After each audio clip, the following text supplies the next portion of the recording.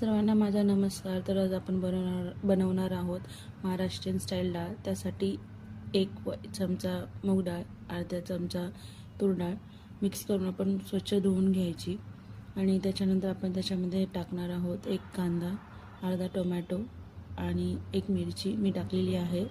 तर तुम्हाला जसं तिखट आवडतं त्यानुसार तुम्ही मिरची टाकू शकता. आणि हे सगळं आपण व्यवस्थित बारीक चिरून घ्यायचं आहे.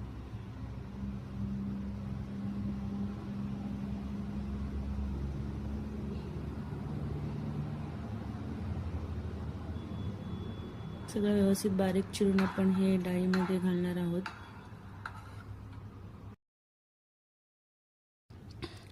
तर आपण त्यानंतर त्याच्यामध्ये थोडीशी हळद आणि थोडंसं मीठ टाकून घेऊ. मिक्स करून आपण कुकर बंद करून घ्यायचा आणि 10 मिनिटासाठी मंद आचेवरती ठेवून त्यानंतर त्याच्या 3 शिट्ट्या करून घ्यायच्या. कुकर थंड झाला की त्याच्यामध्ये तुमच्या आवडीनुसार पाण्याचं प्रमाण कमी जास्त करायचं. मिक्स करून घेऊ आपण. त्यानंतर फोडणीसाठी लागणारं थोडंसं लसूण आणि कढीपत्ता हा बारीक चिरून घेऊ.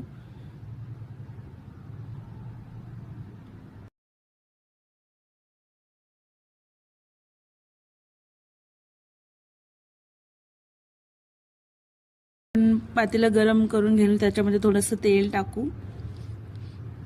तेल गरम झालं की त्याच्यामध्ये थोडीशी मोहरी, थोडेसे जिरे, त्यानंतर आपण बारीक केलेला लसूण आणि कढीपत्ता घालून घेऊ. फोडणी तडतडली की त्याच्यामध्ये आपण आपली मिक्स केलेली डाळ टाकून द्यायची.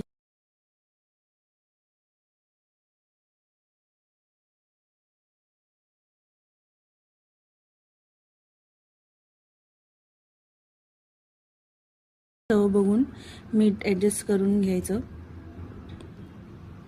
आणि त्याच्यानंतर सगळ्यात महत्त्वाचं आपलं डाळीचं इन्ग्रेडियंट कोथिंबीर बारीक चिरून मस्त अशी डाळीमध्ये घालून घ्यायची